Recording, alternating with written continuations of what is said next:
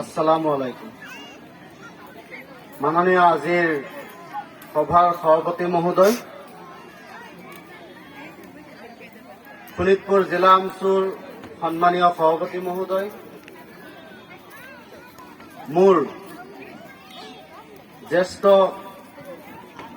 ভাতৃস্বৰূপ গুলজাৰ হুছেইন ডাঙৰীয়া, নেকিব আহমেদ ডাঙৰীয়া, ৰমজান আনচাৰী ডাঙৰীয়া আৰু আমাৰ সমাজৰ মুৰব্বী মোৰ মামা আব্দুল মতলেব সাহেব আৰু অতিথিসকল, সামাজিক ব্যাধি আমাৰ সমাজখনক কোঙা কৰি পেলাইছে। সামাজিক ব্যাধিসমূহৰ ওপৰত মই যোৱা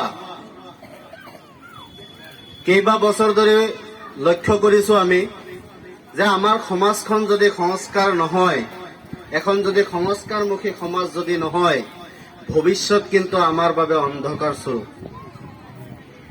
আমাৰ ভৱিষ্যত অন্ধকাৰ, আমাৰ ভৱিষ্যত প্ৰজন্মৰো ভৱিষ্যত অন্ধকাৰ।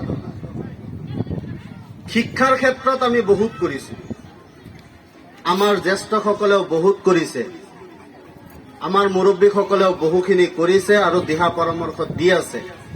কিন্তু আমাৰ সমাজৰ যিসমূহ সামাজিক ব্যাধি, সেই ব্যাধিসমূহ আজিৰ দিনতো কিন্তু কম হোৱা পৰিলক্ষিত হোৱা নাই। আমি এজন সাংবাদিক হিচাপে তেজপুৰ পূৰ্বাঞ্চলৰ লগতে শোণিতপুৰ জিলাৰ বিভিন্ন প্ৰান্তত আমি বাতৰি সংগ্ৰহৰ বাবে যাব লগা হয়। সামাজিক ব্যাধিসমূহৰ বাবে সমাজ এখনত, ঘৰ এখনত, পৰিয়াল এখনত কি অৱস্থা হয় সেয়া আমি চাবলৈ পাওঁ। এজন ব্যক্তি যদি অশিক্ষিত হয়, তেওঁ যদি কোনো ধৰণৰ মদ, ভাং, জুৱা আদিৰ লগত যদি জড়িত নাথাকে, সেই ব্যক্তিজন কিন্তু স্বাৱলম্বী হ'ব পাৰে। কিন্তু এজন শিক্ষিত ব্যক্তিয়েও যদি মদ, ভাং আদি সামাজিক ব্যাধিৰ সৈতে যদি জড়িত থাকে, সেই ব্যক্তিজন যিমানে অৰ্থশালী হওক, যিমানে সম্পত্তিশালী হওক, সেই ব্যক্তিজন কিন্তু ধ্বংস হ'বলৈ বেছি পৰ নালাগে। দোলাবাৰী আঞ্চলিক আমচুৱে যোৱা কিছুদিন আগতে আলোচনা কৰিছিল আমাৰ সৈতে যে আমাৰ সমাজখন সংস্কাৰৰ কাৰণে আমি এখন সজাগতা সভা দিব বিচাৰো। মই তেতিয়াই কৈছিলো সজাগতা সভা দিয়াৰ যিটো পৰিকল্পনা সেইটো হয়তো অলপ পলম হৈছে, বহু আগতে কৰিব লাগিছিল।